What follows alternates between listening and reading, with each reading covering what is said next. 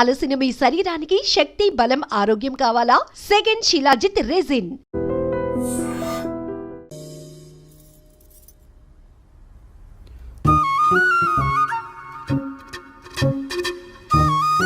తింటారా?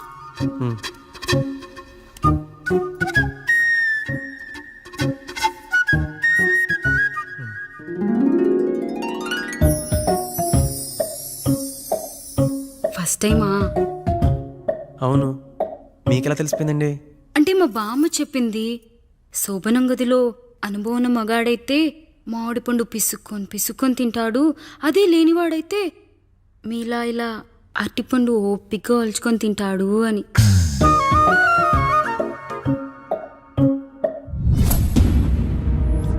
ఏంటవి?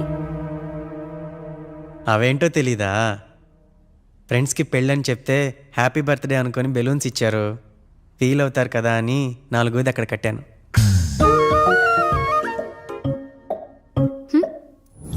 అన్నీ వచ్చాడు. పిల్లల గదిలోకి వెళ్ళారా? వెళ్ళారండి. మీరెంత ఏంటి ఇంత రాత్రి అయినా ఇంకా పడుకోలేదా? మీరు లేనిది ఎప్పుడైనా పడుకున్నామా అన్నయ్య? అందరం కలిసే కదా పడుకునేది మావయ్య. సరే సరే, అందరం పెద్దోడి గదిలో పడుకుందాం. ఈ రోజు వాడి శోభనం కదా, అసలే కొత్త. పక్కనుంటే ధైర్యంగా ఉంటుంది. పక్క నుండి దగ్గరుండి జరిపిద్దాం, పదండి.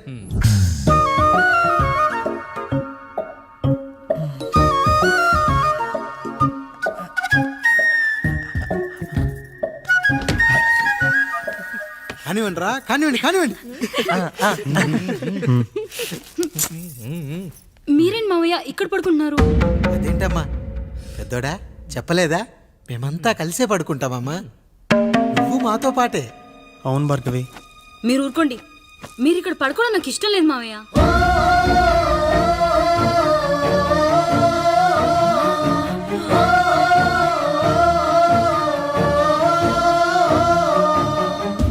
అదేంటమ్మా అలా అంటావు?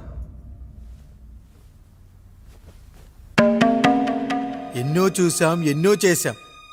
దుక్కి దున్ని కోత కోయకుండానే ఈ విత్తనాలన్నీ మొలకొచ్చాయంటావా తల్లి? అవన్నీ నాకు తెలియదు మావయ్య. మర్యాదగా బయటికి వెళ్ళండి.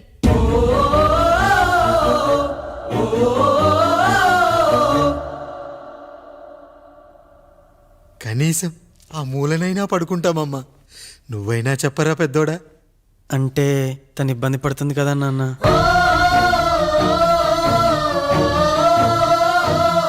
నువ్వు కూడా ఏంట్రా, పిల్లలేదో ఆశపడుతున్నారమ్మా.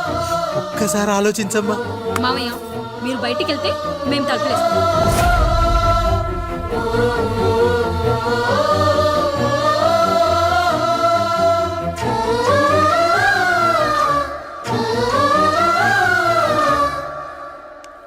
వేసుకోండి అమ్మా, వేసుకోండి. తలుపులు వేసుకోండి.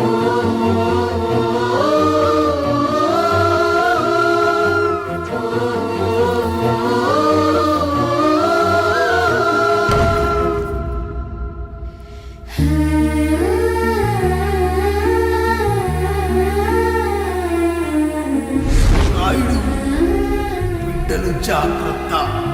ఈ రోజు నుంచి వీళ్ళంతా నీ తమ్ముళ్ళు చెల్లెళ్ళు కాదు, నీ బిడ్డలు.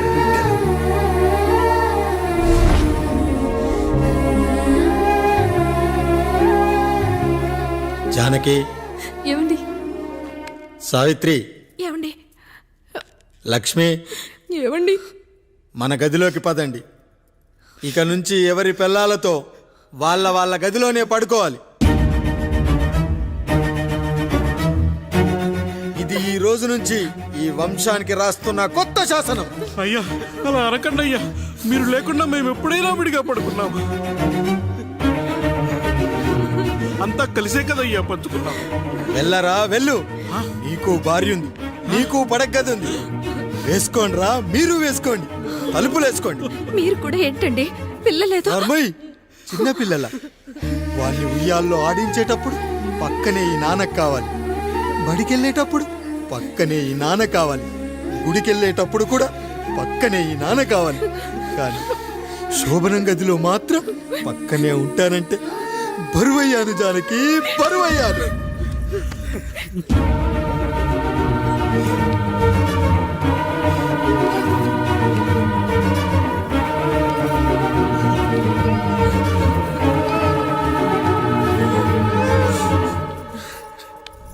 ఏంటండి ఇంకా అదే ఆలోచిస్తున్నారా? ఎలా మర్చిపోగలను లక్ష్మి? జరిగింది ఏదో జరిగిపోయింది, మీరు బాధపడకండి. ఎంత మాట అన్నాడో చూసావా? నా భార్య ఇబ్బంది పడుతుంది, బయటికెళ్ళండి నాన్న అన్నాడు. వాణ్ణి ఎలా పెంచాను? చదువుకుంటే పై చదువులకు వాడు వేరే ఊరు వెళ్లాల్సి వస్తుందని చదివే మాన్పించేశాను. జ్వరం వస్తే ఆ మాత్రలు చేదుగా ఉంటాయని నేనే మింగాను. నోరు తెరిచి అమ్మ కావాలన్నప్పుడల్లా ఇంతమంది అమ్మల్ని ఇచ్చాను. నాన్న అన్న ప్రతిసారి నాన్నల్ని ఇవ్వలేకపోయానని వాడికి నా మీద కోపమో ఏమో జానకి. నిజమేనండి, మనమంతా ఇలా లేమే. మన కుటుంబానికి దిష్టి తగిలింది.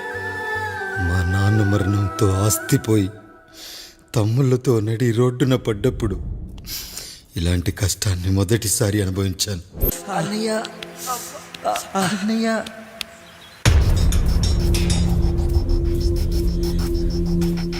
అయ్యా, ఏంట్రా? రోడ్డు మీద కాలు కాలుతున్నా సరే తమ్ముళ్ళు చెప్పులు లేకుండా నడుస్తున్నారయ్యా, చెప్పులు లేకుండా నడుస్తున్నారయ్యా.